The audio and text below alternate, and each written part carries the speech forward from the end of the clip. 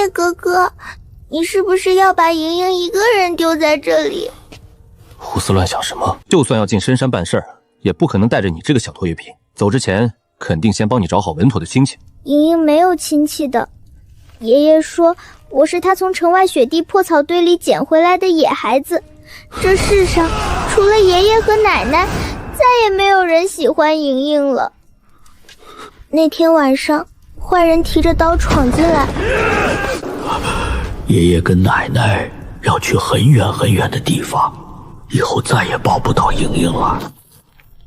既然你什么都知道，为什么一路上还笑嘻嘻的，连多问一句都不曾有过？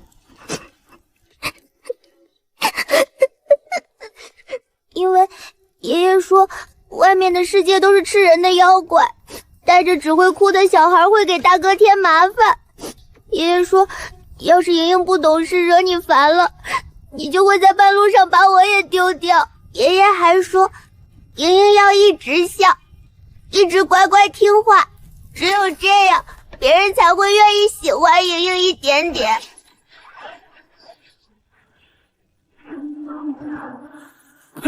姐姐，俺这是弄啥嘞？非得玩死我才甘心吗？有话好说，咱先把这满天飞机收一收，行不行？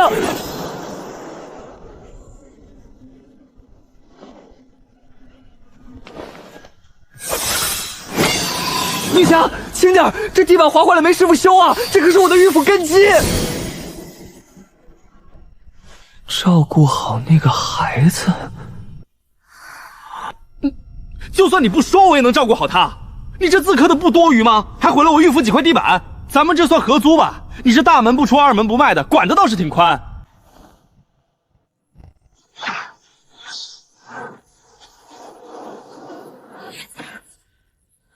多谢前辈赐法，晚辈铭记于心。外边那丫头的事，我自会当成自己的事来办。别哭了，以后就跟着我，只要我不死，就有你一口吃的。一口好像吃不饱，还敢嫌少？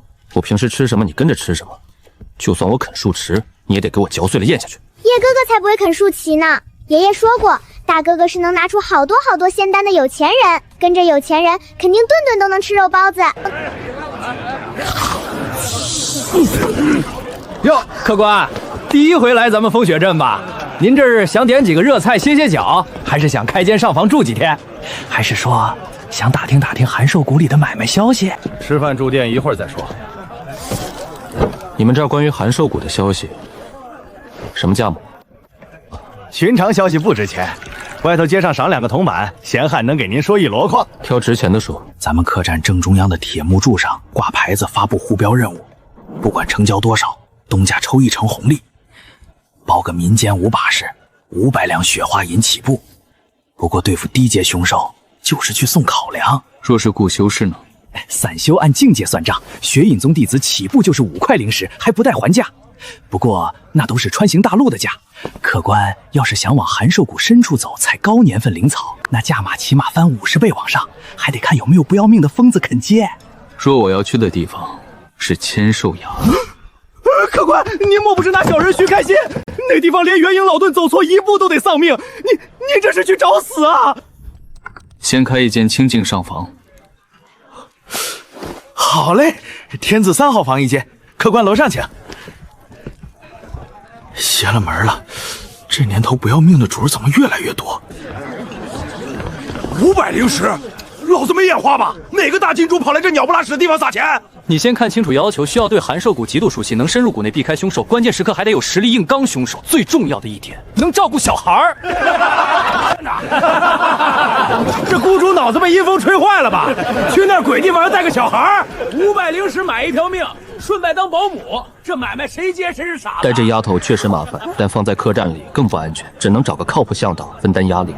慢点吃，没人跟你抢。叶哥哥，这家的鸡腿真好吃。有事？悬赏我接了，什么时候出发？这次任务可是要深入函授谷，你确定没问题？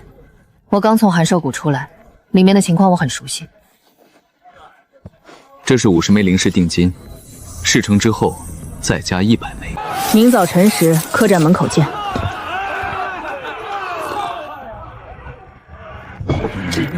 你妈没告诉你，出门在外财不外露，按规矩先拿50灵石保护费。做什么？我看您带个孩子也不容易，这帮也惹不起，您还是破财消灾吧。听见没？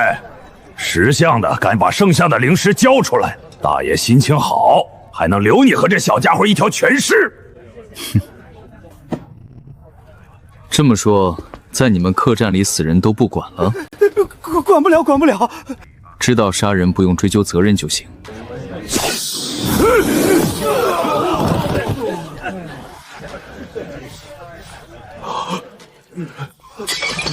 弹指间杀人，连兵器都没拔，这人修为到底多高啊？2天后出发，做好深入函授谷最深处的准备。什么意思？不要定金，还倒贴？我带你进函授谷，不光不要钱，还出200枚灵石，只求你能顺便帮我做一件事。哦，什么事？这里人多眼杂，能不能找个私密房间？走吧，跟我上楼。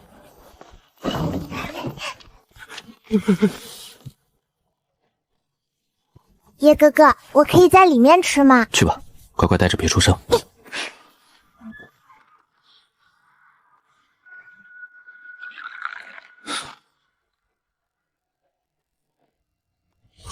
我在这家客栈等了半个月，你是第一个愿意深入函授谷的，那就说明你有本事对付那些凶兽。所以我的请求只有你能完成。别给我戴高帽，我这人只看利益。你的请求是什么？我叫陈峰，7天后风云阁会有一批商队来到函授谷，我希望你能帮我伏击那支商队。风云阁势力可不小，让我去惹这种硬喇子，先说出你跟风云阁的纠纷，我再决定要不要接。风云阁抢走了我的女儿，她是我的命。这支商队就是抢走我女儿的那支，求您帮我伏击他们，等我救出女儿后全身而退就行。从这女人骨相和气血来看，分明连道理都没有过，哪里来的女儿？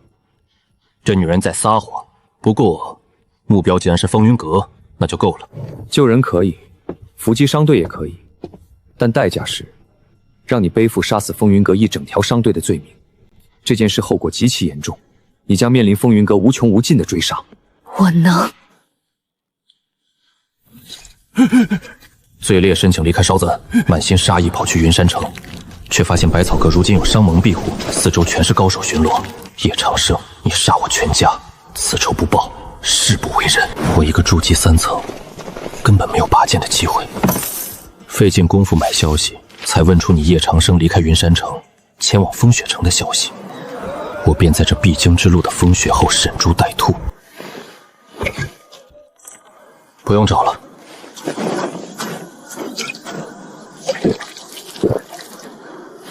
叶长生，只要你敢出现在风雪镇，就是你的死期。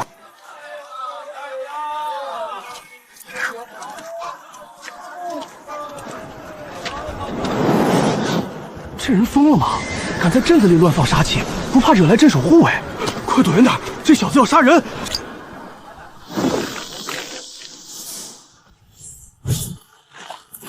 叶长生，去死吧！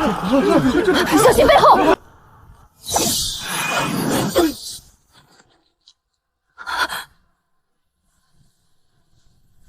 叶哥哥，刚才是不是有人在喊你的名字呀？你听错了，只是风声而已。刚才被你杀死的那个，是你仇人吗？不知道，也许是迷路了。这人才30岁容貌，却有100岁深沉，杀伐果断到了极点，简直比函授谷里的凶兽还要可怕10000倍。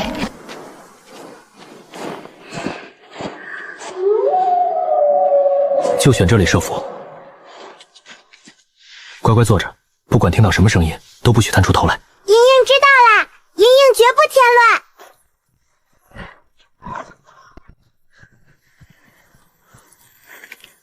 他们来了，是他们，那就是风云阁的车队。莹莹，过来，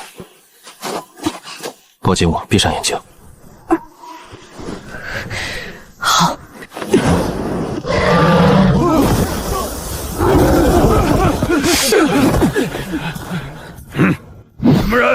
好大的狗胆，活腻了是不是？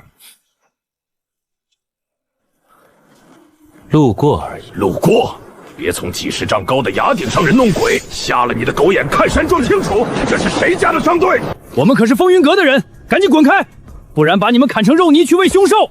风云阁，我知道，找的就是你们风云阁。看来是专门来找茬的了，报上名来，我手下不斩无名之鬼。你们风云阁平日里没少吃空饷吧？仗着有些背景，甚至连我宗门长老的利益都敢贪图，这胆子可真够大的。我风云阁暗中帮大宗门长老转运不法赃物，是极其隐秘的勾当。眼前这人怎么会知道的这么清楚？这位兄弟，饭可以乱吃，话可不能乱讲。我们风云阁做生意向来本分，你口口声声说我们贪了长老利益，不知道你指的是哪位长老？本分？你们风云阁要是本分，太阳打西边出来。至于我是谁派来的，你们还不配知道。你连宗门都不肯说，我怎么知道你不是虚张声势？既然敢来拦路，总得报个腕儿吧。阁下到底是哪个宗门的？就这点实力，也敢在寒寿谷外围运送重货？不用打听了，死人是不需要知道那么多的。你耍我，给我杀！记住，杀死你们的人叫叶长生。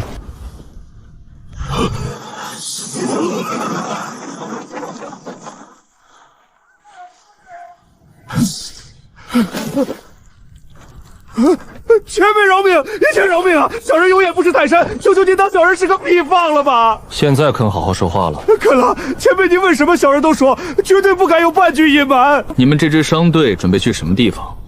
我看你们走的方向，这可不是通往风云阁的路线吧？回前辈的话，我们确实不是回风云阁，这批货是要送到寒寿谷外面的，是去交差的。这批灵兽幼种是准备送给雪隐宗的。送给雪隐宗？你们阁主什么时候变得这么大方了？在这里。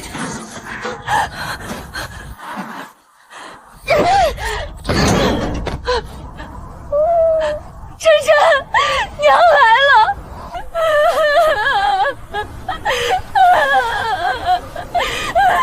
原来他说要拼死救回的女儿竟是灵兽幼崽。风云阁向来做的是干脆利落的灵兽买卖，自己豢养捕捉无数灵兽，为何偏偏要大动干戈，想夺别人手里一只幼兽？是你！你这个叛徒为什么会在这里？那个人竟然没杀掉你！你们认识？把你知道的都说出来。前辈，小人全说，他不仅是我们的人，而且还是个叛徒。他监守自盗，偷偷带走了阁里极其重要的一只灵兽幼种。阁主大发雷霆，直接对他下达了最高级别追杀令。我们这次运货途经风雪城附近也是运气，碰巧撞见了他躲在那种穷乡僻壤，立刻动手把兽种抢了回来。抢回后，队里派了个高手去斩草除根，想彻底灭口。我怎么也没想到，那个人居然失手了。他非但没死，还找来了您这样的大能。难怪这女人愿意倒贴300灵石也要拉自己来伏击风云阁商队，原来根本不是什么强盗抢人戏码，而是风云阁清理门户的恩怨局。她隐瞒了风云阁出身身份，也隐瞒了这只灵兽的真正来历。他的事待会儿再说。回答我刚才的问题，你们风云阁费这么大劲弄来这么多珍贵灵兽幼种，为什么要送给雪隐宗？回前辈的话，这不是我们阁主突然大方，而是不得不送啊！雪隐宗最近出了件震动各方的大事，他们宗门里前不久刚出了一个100年难得一遇的绝顶天才，听说是上面亲自验证过的，空前一剑的仙灵根弟子周一南，那个曾经让我倾尽所有，却在最后关河亲手挖走我仙髓的女人。她靠着夺取我的仙髓，才成就万中无一的仙灵根，最终被高高在上的灵神宗看中，破格收入，一跃成为高不可攀的仙门天骄，而自己却被像扔垃圾一样抛弃在荒山野岭，寿命终尽而死。仙灵根，这世上哪有那么多天生的仙灵根？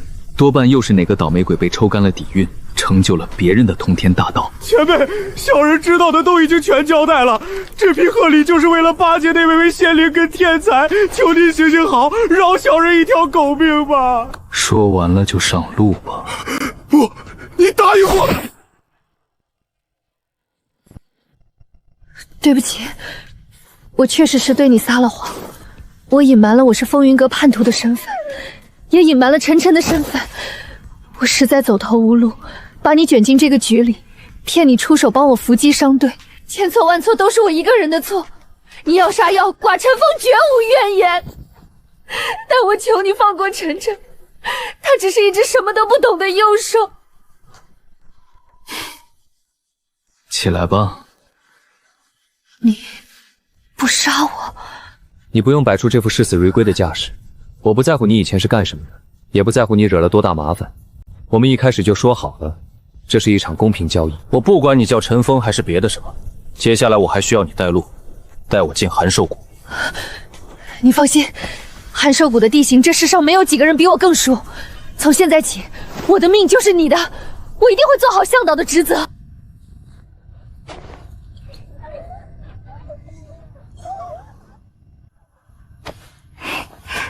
叶哥哥，这些小动物要怎么处理呀？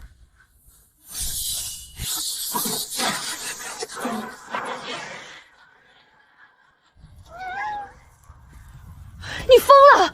这可是整整数车的灵兽幼种啊，每一只都极其稀有。这要是全部弄去黑市发贸，起码能卖出几十万灵石的天价。你就这么全放了？随便找个地方卖掉，也能换一大笔修炼资源啊！想要你抓几只去卖。快跑吧，快跑呀！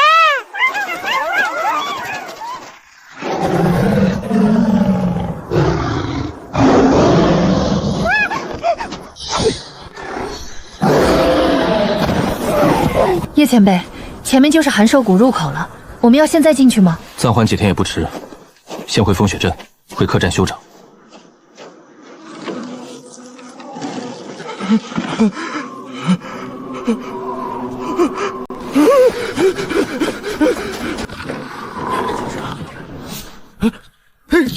客官，您这是要打尖还是住店？准备2间上房。天字号2000，快烧热水！叶前辈，其实不用这么破费，我和您挤一间柴房，或者我在门外打个地铺守着就行。那间房不是给你开的，是给他养伤用的。我杀了风云阁几10条人命，费了这么大功夫才帮你把这只灵兽救回来。你要是让他在柴房里冻死了，我岂不是白忙活一场？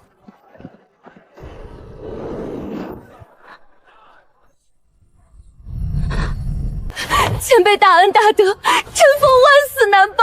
用最坚硬的寒铁加急打造一个极其坚固的铁笼。客官放心，这笼子别说普通凶兽，就算是4品以下的妖兽，咬断了牙齿也绝对破坏不了一丝一毫。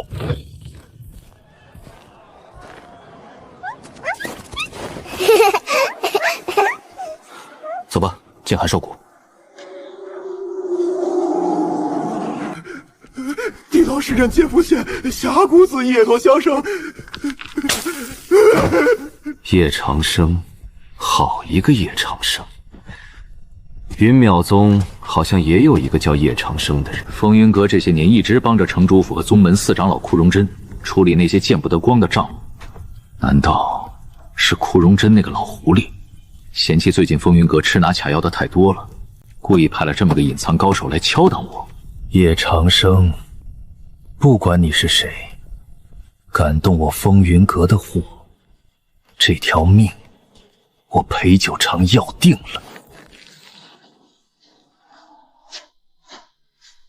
叶前辈，左边那条是边缘大路，相对安全，平时都是采药客走；右边这条就是直通寒兽谷深处的死路了。走右边。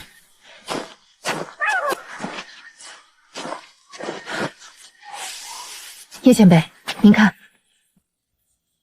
这里凶名在外，连风云阁那种大商队护卫都不敢轻易涉足深处，竟还有别人敢走这条路。这很正常。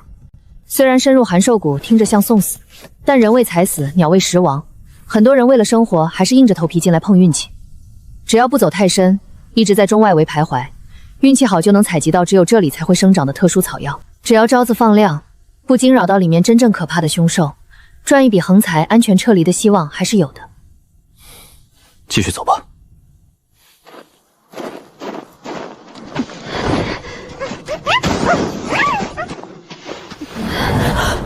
前辈，你们不冷吗？不冷呀，叶哥哥身边好暖和的，就像有小火炉一样。这有什么好冷的？把周围袭来的寒气用剑气砍碎就行了。用剑气砍碎寒气，这是人能干出来的事儿？剑气本来就是主杀父的极度狂暴之力，谁家好人拿剑气当御寒护盾用啊？这得需要多么恐怖的神识控制力！要把剑气细化到肉眼不见的程度，精准劈开每一丝侵袭身体的寒气，还不能伤到旁边其硬硬番毫。操控剑气到这种精细入微的程度，这人的境界怕是得金丹甚至元婴老怪才行吧？叶前辈，冒昧问一句，您现在到底是什么境界啊？断体境9层大圆满。断体境还9层大圆满，这糊弄鬼呢！你家断体境能一剑秒杀筑基5层，你家断体境能用剑气劈开寒兽骨的极寒之气，你就是说明天要飞升我都信，你跟我扯断体境！前辈说笑了，前辈真是深藏不露。你如果觉得冷，可以牵着我的手，只要挨着我，剑气也能流转到你周围，帮你抵御寒风。不用了，我在这地方走习惯了，皮糙肉厚的不怕冷，就不劳烦前辈了。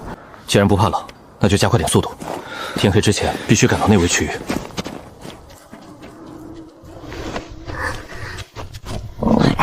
叶哥哥，怎么没声音了？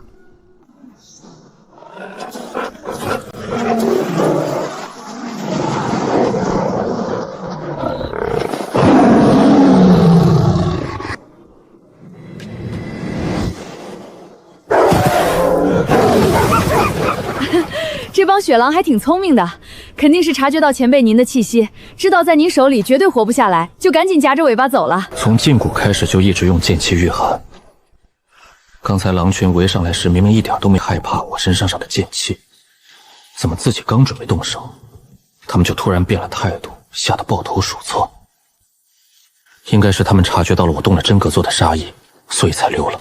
走吧，别耽误时间。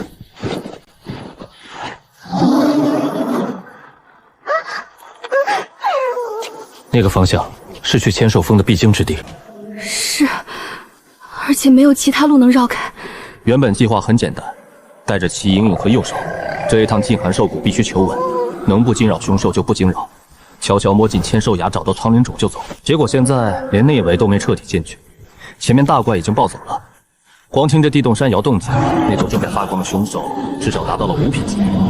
那可是相当于人类金丹境的恐怖存在。自己现在虽然靠着浩瀚剑意能随手秒杀筑基5层，但这不代表能直接硬刚金丹。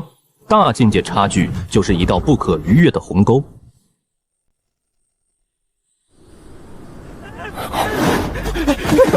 我靠，只偷个小兽崽而已，那老至于这么发狂吗？别废话了，赶紧跑！等他追上来，我们都得变口粮。赶紧滚开！别在这挡路！我们是血影宗弟子，敢拦路，老子现在就收拾你们！那里鼓鼓囊囊，明显藏着什么活物，还在不安蠕动。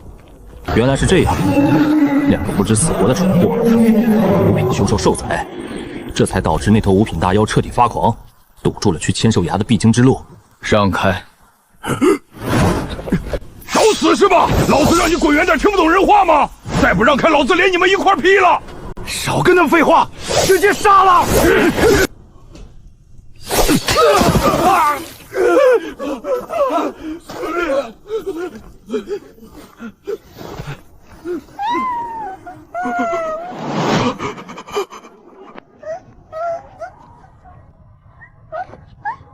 简直是一个模子里刻出来的，连眉心那道极其细微的银色绒毛都一模一样。你的也是从这寒兽谷里偷出来的？前辈误会了，我哪有那个本事进寒兽谷深处偷东西？这兽崽是风云阁那帮人费了9牛2虎之力弄回去的。我以前在风云阁就是专门负责照料这些幼兽的，但在照顾晨晨的时候，这小家伙太通人性了，我实在不忍心看他以后被抽干兽血或者练成杀人傀儡，这才大着胆子带他偷偷跑路了。5品凶兽幼崽虽驯服后灵性不如天生同品灵兽，但如果从小好好培养，绝对是一大战力。光拿到黑市上卖，至少也能飙到500万灵石以上。难怪风云阁要下死命令追杀陈峰，也难怪眼前这几个血影宗弟子要铤而走险。自己回家找你爹妈去。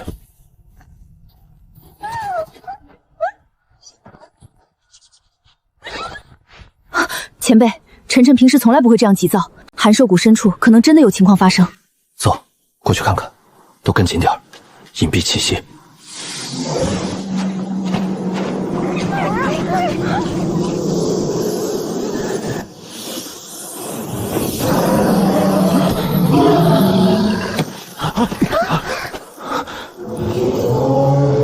金丹境，而且看波动平稳程度，已是实打实的金丹境3层。孽畜，还敢挣扎！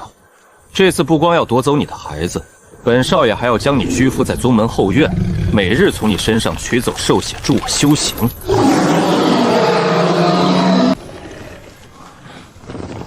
20多个筑基不算什么，有浩瀚剑在手，杀筑基就跟切菜一样。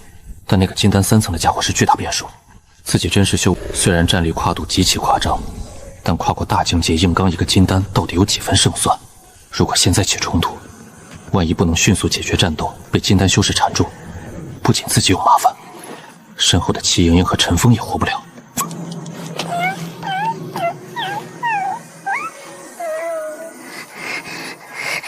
们都给我住手！不许你们伤害这只大狗！哪来的不长眼的东西？连我雪隐宗的战法也敢闯！20多筑基加一个金丹，自己倒能全身而退，但身后一大一小，外甥2只兽崽，估计得被轰成渣，必须得稳一手。你们可知道杀害我雪隐宗弟子的后果？什么雪隐宗弟子？不知道，眼眉头都不曾杀过。还在装傻？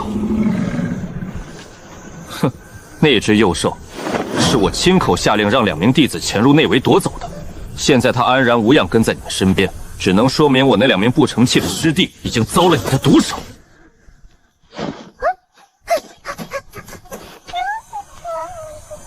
2只，好啊！不仅杀我宗门弟子，还敢偷藏如此极品灵兽，给我死！完了，金丹大能出手，这下全完了。这道剑气不对劲！啊！我没看错吧？穆师兄可是金丹3层的高手，对面那小子身上一点阵元波动都没有，顶多是个断体境。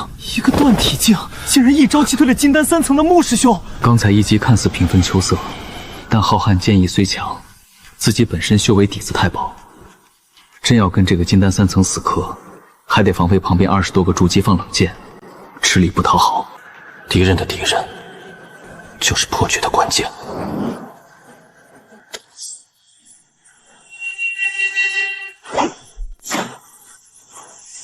不好，快躲开！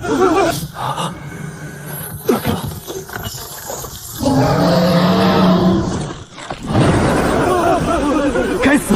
别管那小子，所有人立刻顶上缺口，把阵法稳住。要是让这畜生跑出来，我们全得死在这儿。当着我的面修补阵法，真把我当看客了。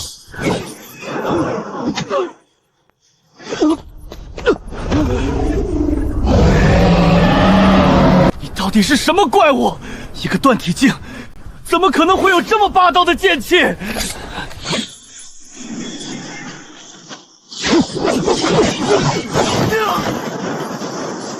卑鄙小人！有种堂堂正正打一场！堂堂正正，我这不就是在跟你打吗？你扛不住可以闪开啊，我又没拿绳子绑着你。你太不要脸了！竟然拿我们当要挟，逼穆师兄应接你的攻击，卑鄙无耻！你们20几个筑基加一个金丹围勾我一个断七境，居然还有脸说我卑鄙？要点脸行不行？有本事你们也分只手出来往我这扔2个法术啊！叶哥哥好像在跳舞呀。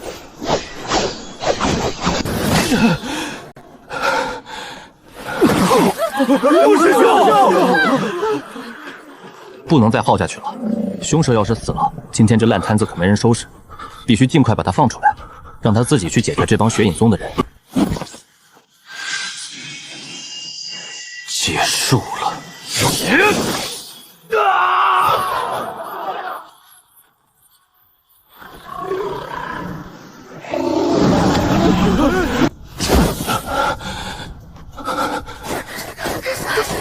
前辈，你没事吧？去死吧！都给老子闪开！这种级别临死反派哪是你们能挡的？上去就是送人头！动啊！给老子动起来啊！让我来。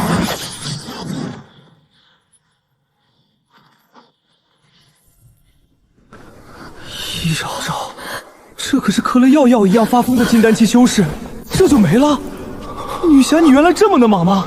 我拼死拼活才卸了这货一条胳膊，大姐你一出手直接大卸8块，穆师兄被劈死了！那小子已经油尽灯枯了，他连站都站不起来。刚才那一招绝对是回光返照，杀了他给穆师兄报仇，把那2只极品幽兽抢过来，我们一样能立大功。大姐，仙女姐姐，女侠，能不能再来一发呀？这帮孙子又像灌了铅，没有任何见义亡名。完了，大姐这是打完卡就下班了。大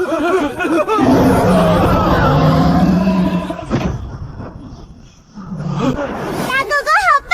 大哥哥加油，打坏人！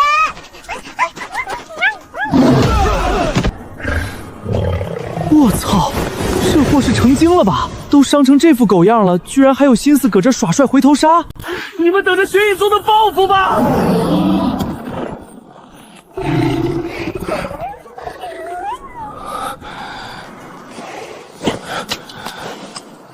里头是还原丹，给他喂下去。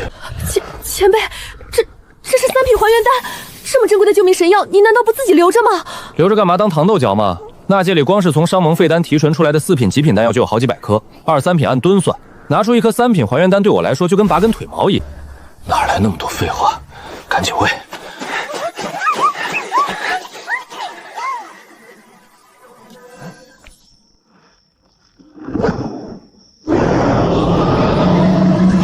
退回来！别靠那么近，这是凶兽，不是灵兽。凶兽兽性十足，智力偏低，骨子里就是个认血不认人的杀戮机器。想驯服这玩意儿可能性基本为零。在这危机四伏的修仙界，随便发缓心可是要命的。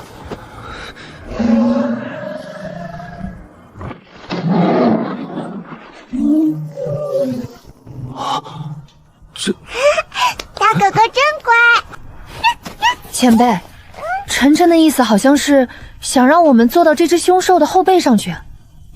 坐他身上，这还只是函授外围。如果要继续朝深处走去千兽下找苍龙种，路上指不定还会遇到多少高阶凶兽。以我现在油尽灯枯的状态，再跳出来一只4、5品大家，可以直接宣布大结局了。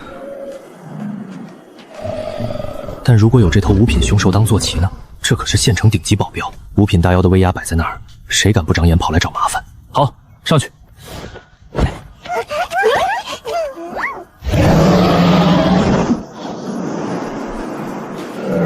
牌面绝了，有这坐骑，坐骑是千兽行，还不是想去就去。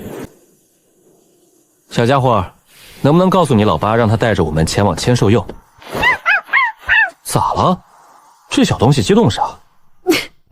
前辈，这只幼兽是在告诉您，这是他老妈。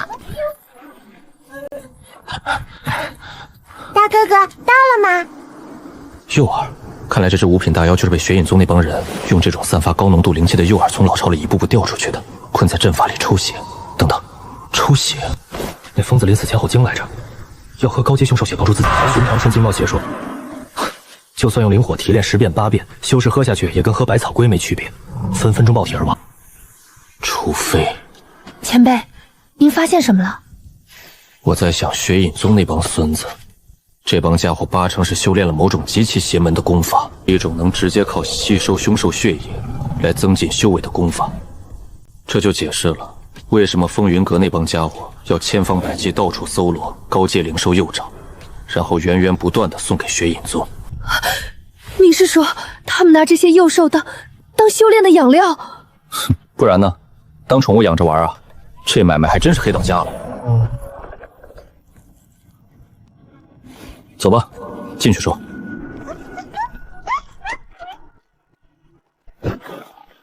陈峰，你对这函授谷熟，咱们现在离千兽岭还有多远？回前辈的话，这地方已经是函授谷中段了，要到千兽岭至少还要翻过前面那座最高山头。不过前辈，越往千兽崖那边走，地势越险侧，遇到的凶兽等级肯定也不在这只5品凶兽之下，危险程度不可同日而语。还得翻一座山啊！空荡荡的，刚才强行借用白衣女侠那道剑气，对身体负荷实在太大。现在体内大半灵气还没缓过来，真要遇到不长眼、高阶大妖，跑都跑不赢。不急这一时，外面风雪太大，就在这洞里先歇一阵，等我灵气恢复的差不多了再走。叶哥哥好香啊！吃吧，管够。多谢。好。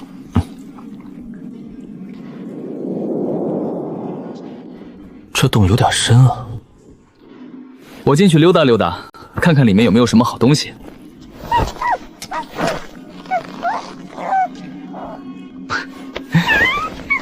前辈，您别进去了，他说里面很危险，最好不要进去。小家伙，你是不是在逗我？既然里面危险，为什么你们还住在这个山洞里？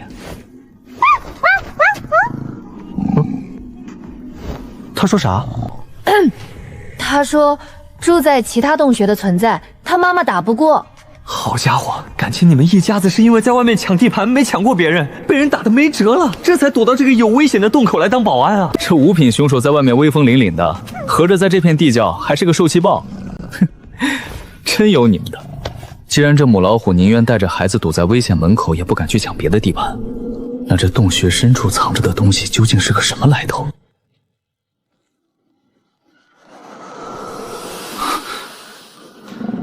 这股气息的恐怖程度，比旁边那只五品凶兽身上的味道还要浓郁100倍。死气沉沉，连一丝一毫的生机都没有。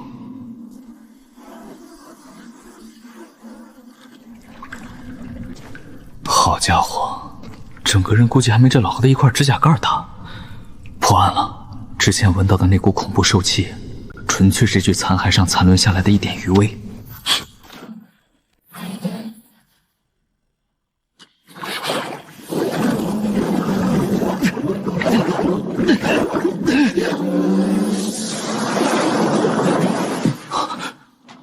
这水见鬼了！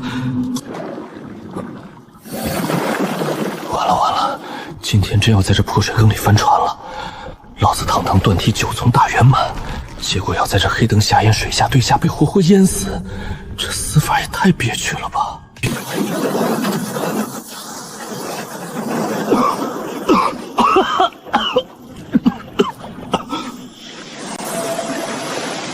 好家伙，你还有这功能！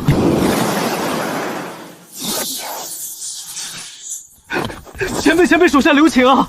咱这玉符可是好不容易修缮好的，你下手轻点儿，这哗啦坏了，我上哪儿找哪水匠去？您看看之前那行字，现在都还在那儿戳着呢，怪扎眼的。这要多划几道，我这脑子非成马蜂窝不可。吃水？啊？吃水？啥意思啊？前辈您口渴了啊？您说的吃水，该不会是外面那口水潭里的潭水吧？我的亲前辈，那玩意儿也能吃？那水沉的跟玄铁似的，里面全是变异的古老兽气，而且对灵气霸道的很，进去就被吸干，简直就是一潭死水。我要是把它喝下去，估计当场就得被沉死在里头。不过您放心，其实不用我喝，我左手里那颗不安分的灵种现在正在外面跟牛饮水似的，疯狂吞那些黑虫水呢，估计要不了多久就能把那潭水全给吸干了。不过我挺纳闷的，这水毒的要命，灵种喝了到底有什么用处？能让我实力暴涨，还是能帮您恢复残魂？前辈，您这是几个意思？您该不会是想让我喝这玩意儿吧？不是，这也太不合适了吧！这被灵种吸收过的汁水虽然香是香了点，但这味道一闻就知道劲儿大得很。而且您这用手指头喂我，怎么看都觉得哪里古怪啊！咱能找个勺子不？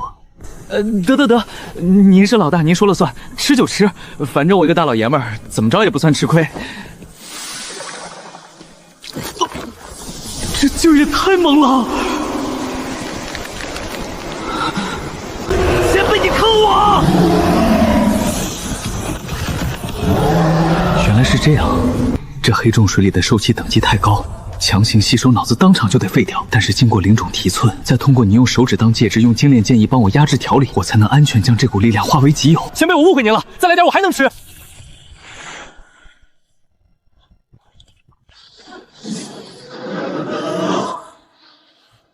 那个前辈，咱俩现在这个姿势是不是有那么一点不太对劲儿啊？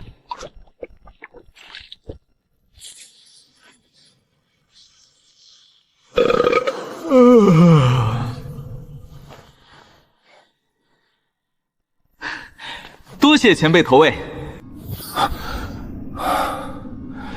这灵种胃口可真是越来越大了。这威力，祥云切丝带见血封喉剧毒啊！这么狂暴的兽气，换做寻常筑基修士，一旦被侵占入体，估计连半刻钟都撑不过，当场就得全身经脉爆裂而死。可偏偏我借着神秘残魂调理和灵种过滤，硬生生把这要命毒气变成了自己一部分。哼，真是富贵险中求啊！九品大妖骸骨啊，这可是货真价实的顶级天才地宝，要流传外界，恐怕引得无数宗门抢破头。这种顶级材料，找个高明锻造师，怎么着也能鼓捣出一件神级灵器吧？留在这里实在暴殄天物。虽然这只凶兽不知道死了几百年还是上千年，兽核里原本澎湃的兽气早就流失干净了，但兽死的骆驼比马大，毕竟是9品凶兽级别的物件，先留着，没准以后能有用呢。叶哥哥，你终于出来了！莹莹刚才听到里面好大动静，还以为你出事了呢。傻丫头，我能出什么事？叶前辈，你刚才里面到底发生什么了？没什么，就是里面积水太多，我顺手把那潭水给弄干了。里面没有藏着什么超级大妖吗？大妖确实有一个，不过已经死了不知道多少年了，就剩一堆骨头架子。我已经顺手把里面给处理干净了。处理干净了，那可是一只上古大妖，哪怕是死了，也不是一般修士能轻易靠近的。光是兽气就能让人心智发狂，他却能轻易抵抗这股兽气，真不知道实力究竟深不可测到了什么地步。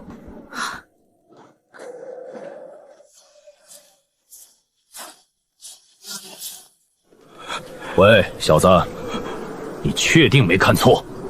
大师哥，千真万确，我就是有100个胆子也绝对不敢在您面前说谎。你刚才说，疯子门的师弟们全都被那一个人给击杀了。对，全部师兄他们甚至连那人的一招都没接下，就直接被轰成了渣子。要不是我跑得快，恐怕现在也已经是具死尸了。大师兄，一个人全灭疯子门，那人的修为在什么境界？可是金丹期？不是金丹，看灵力波动似乎也是筑基期，但是那人的功法极其诡异，根本不像是咱们熟知的套路，而且他出手极其毒辣，手里绝对是攥着某种见不得光的阴招。哼，阴招旁门左道罢了。在绝对实力面前，任何阴谋诡计都不过是过眼云烟。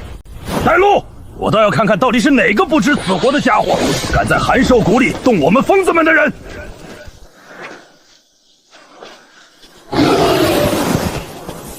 前辈，您这剑气怎么？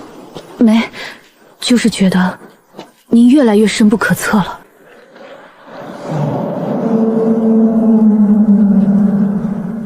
前面就是千兽崖了，这地方看着就晦气。前辈有所不知，这千兽崖就算是外围，平时也少有修士敢来。若是遇到兽潮泛滥期，别说筑青金丹，就算是传闻中移山倒海的元婴修士，一旦陷进去，也是自身难保。来都来了，总不能空手回去。前辈冒险深入千兽峡，到底是要找什么？怎么，苍灵种？苍灵种？您是要找那神物？很烫手。何止烫手，那东西生在千兽崖最深处，而且一直有一只7品灵兽寸步不离地看守着。就一只7品，那倒也不是完全没法商量。若是平时或许还有机会，可现在不行。前阵子雪隐宗那帮人偷偷潜入深处，把那只兽王的孩子偷走了。那兽王丢了孩子，整个千兽崖的灵兽都跟着发了疯。他现在正在气头上，谁敢靠近苍灵种，绝对会被撕成碎片。又是这帮孙子！前辈，要不先撤吧？哼，撤什么撤？来都来了，总得进去看看，万一那只灵兽挺好说话的。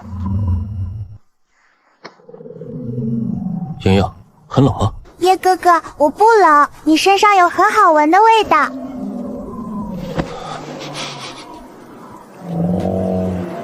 可能之前潜水沾了什么兽气吧。既然你觉得好闻，就贴着吧，反正这里也危险。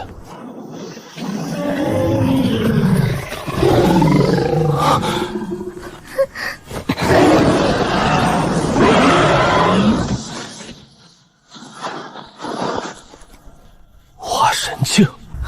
叶前辈，怎么了？不想死就别问，逃！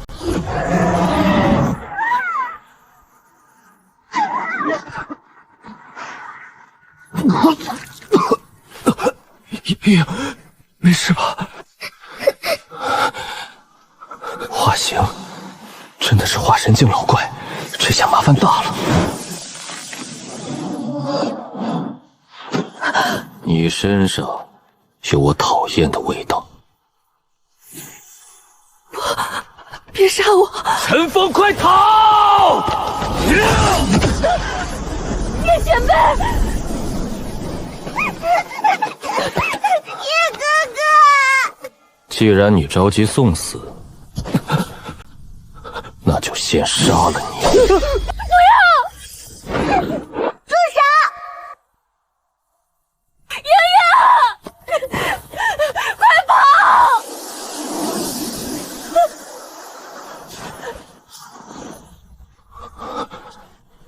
公主大人，您怎么在这里？公主大人，这化神境的七品老怪，在叫谁公主？那可是千兽崖的霸主，杀人不眨眼的七品兽王，此刻竟跪在一个6岁小丫头的面前。完了，这小祖宗是嫌死的不够快吗？居然敢连扇化神老怪的脸！快去救我的叶哥哥！你打伤了他，快把他治好，不然我以后再也不理你了。是，公主大人息怒，小的这就救，这就救。张嘴！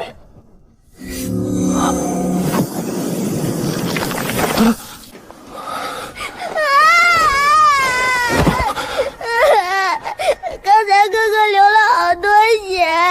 没事了，哥哥命硬，阎王也不收我。公主大人，您别哭啊，小的已经把他治好了。您看，他胳膊都完好无损，长出来了。是不是小的刚才力气太大，弄出什么声音吓到您了？都是小的不对，您千万别生气。虽然自己捡回了一条命，但眼前局面实在太过诡异。一个6岁的普通孤儿，一个被风雪城商盟分舵主临死前托付给自己的累赘，怎么会让千兽崖深处无敌的霸主跪地求饶？你到底是谁？为什么要叫她公主？人类蝼蚁，你居然还有脸藏兽王毒药，居告给公主大人，大人灌了什么迷魂汤？是不是你偷偷洗去了她的记忆，洗脑洗的她竟然连我都不认识了，反而如此亲近你这个卑劣的人类？我听不懂你在发什么疯。少在这里装蒜！你们人类修士无耻到了极点，别以为我不知道你们干的好事。当初要不是趁着我虚弱的关头，你们怎么敢潜入千兽崖最深处？你们群杂碎不残忍地抢杀了我的孩子，甚至还趁乱把公主大人给掳走了。要不是怕伤到公主，就冲你是个人类这一点，我刚才第一脚就该把你踩成肉泥。抢走公主，之前陈峰说过，血影宗的人趁着七品兽王虚弱偷走了他的幼崽，这才引发整个千兽崖灵兽暴动。如果眼前这白衣男人就是那只丢失孩子的七品兽王，那他嘴里说的在同一时间被人类趁乱抢走的公主，听英不是人类，他跟这些凶兽大妖有着极其深厚的渊源。这小丫头最开始表现出来的饭量大出奇，每顿饭吃的肉类几乎是一个成年壮汉的好几倍。当时自己只当她是饿怕了，再仔细想想，一般人类小孩吃下那么多食物，肠胃早就被灵气撑破了，他怎么可能像个没事人一样，甚至连肉都不长一块？还有之前在风雪镇逃亡时，自己丹田玉腹里那位神秘白衣女魂，明明一直对外界毫不关心，却在看到齐莹莹后产生了极大的情绪变动，甚至主动出手帮自己解决追兵。女魂留下的那行字让我照顾好这个孩子，当时只以为只是女魂动了恻隐之心，现在看来，这小丫头的来头恐怕大得通天。商盟那个分舵手宁可全家死端，也要私保这个孩子。你胡说！你是个坏人！你刚刚打我哥哥，还想杀我们，我根本就不认识你！公主大人真的不认识我了？哪怕我治好了这个人类蝼蚁，公主大人还是觉得我是坏人？难道那帮该死的人类真的彻底抹除了公主的记忆？不对，我好像搞错了一件事。我之前一直是用灵兽本体形态在深处看苍灵青种和守卫公主的，这副化成人身的样子，是我晋级化神境不久后才凝聚出来的姿态。公主大人以前压根就没见过我变成人类的样子，难怪她觉得我面生。怪我，都怪我脑子不灵光。公主大人您别怕，小的刚才气糊涂了，忘了这茬了。这副皮囊您没见过是正常的，您再仔细看看小的。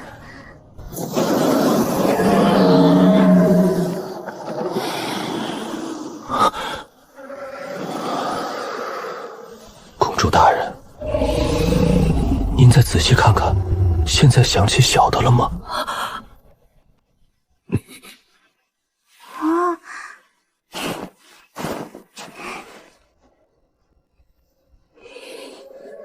哦，好像有点印象了。这可是翻手能灭了我们的7品老怪。喂，既然接下来要同路，总得知道怎么称呼你吧？你还没有询问我名字的资格，臭然泪。你又凶我叶哥哥，更让人讨厌了。公主大人，您千万别生气，我是兽皇的第一从属，名叫尼古拉科什，先皇赐我单字为骨。公主老们，您叫我小谷子就行。行，小谷子呀，咱们还有多久到达千兽崖最深处？再敢说出这个字，就砍了你的舌头。在这家伙眼里，公主是天，自己连地上的泥都不如。你干嘛呀？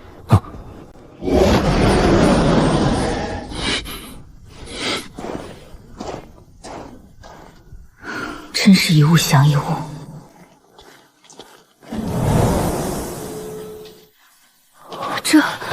虽然一直听说千兽崖生长着苍灵种，没想到这里竟然真的生长着苍灵花。不对啊，光有花，那种呢？你以为那是路边大白菜，风一吹就能结籽？哼，这叫苍灵花。想要它结出苍灵种，必须有一个极其苛刻的前提条件——兽皇血脉。只有用纯正的兽皇血脉进行灌输，这朵花才会真正结出苍灵种。难怪外界对苍灵种的记载少得很稀，要靠兽皇血脉灌灌。这世上有几个人能活捉一头兽皇，还能放他的血去浇花？能拿到苍灵种的人，古往今来估计一只手都数得出来。公主大人，您今天受惊了，外边风雪大，小的带您去旁边山洞休息。叶哥哥，我困了。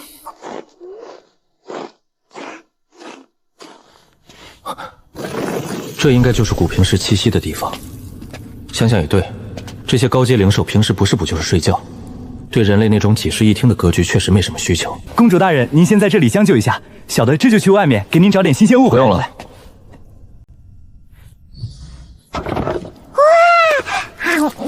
用了。你也别折腾了，拿着吃，别客气。你这是个什么意思？你以为我们高贵的灵兽会吃你们类这种粗制滥造东西？别用你们人类的垃圾来侮辱我的味蕾！我就是饿死，从这千兽下跳下去，也绝不会吃你们人类弄出来的一口食物。行了，别端着了，我看你也就是闻着没吃过，要不然你尝一口试试。尝一口就尝一口，我就让你知道你们人类的东西有多难吃。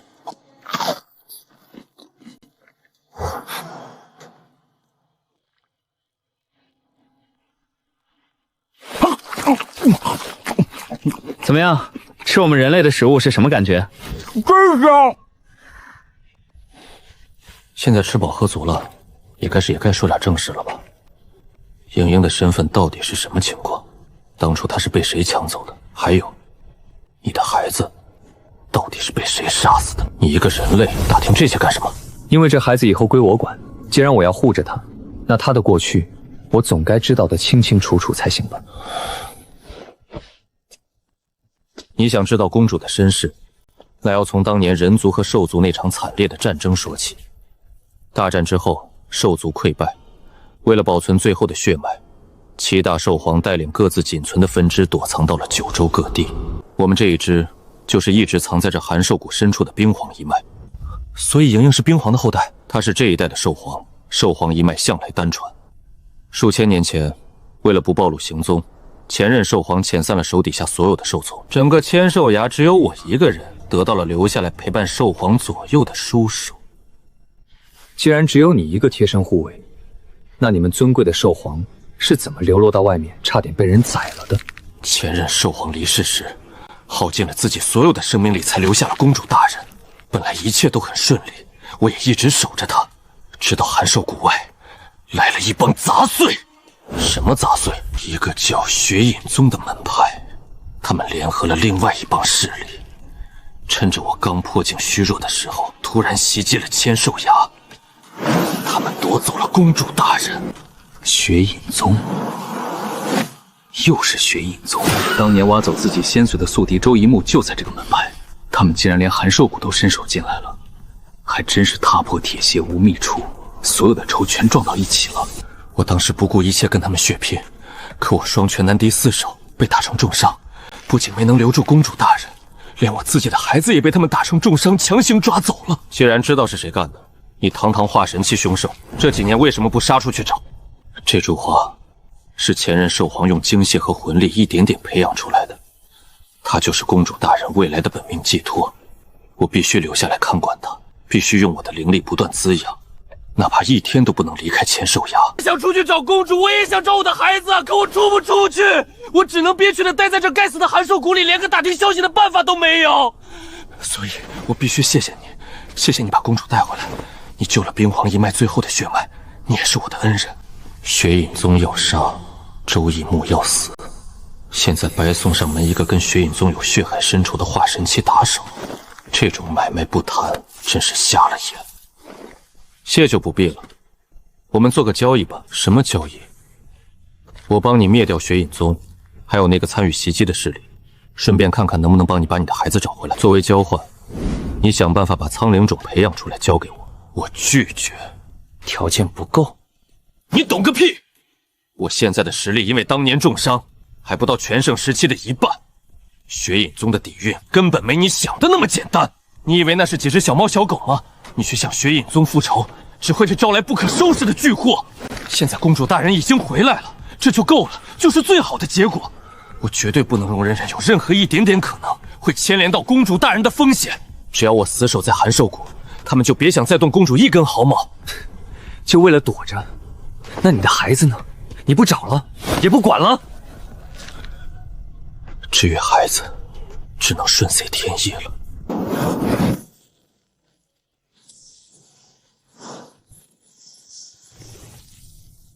自己的孩子都可以抛弃，废物东西，废物东西！你找死！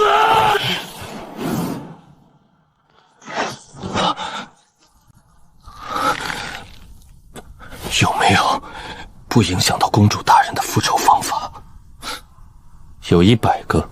行，协议达成，我帮你想办法报仇，尽量帮你找回你的孩子。作为交换，你协助我达成我1毫的目的，前提是这一切都不能让莹莹有一丝一毫的风险。好，你冒死跑到千兽崖来，到底是为了什么？别告诉我是为了看风景。为了苍灵种，我要拿到它，只有靠它，我的境界才能突破到筑基境。你说什么？突破筑基需要苍灵种？难道你的灵根是苍灵根？是的。自己持有苍灵根这件事，在云山城和云淼宗早就不是秘密，但外界根本不知道，更不知道他就是那个传闻中持有苍灵根的云淼宗弃徒。难道真的是天意？什么天意？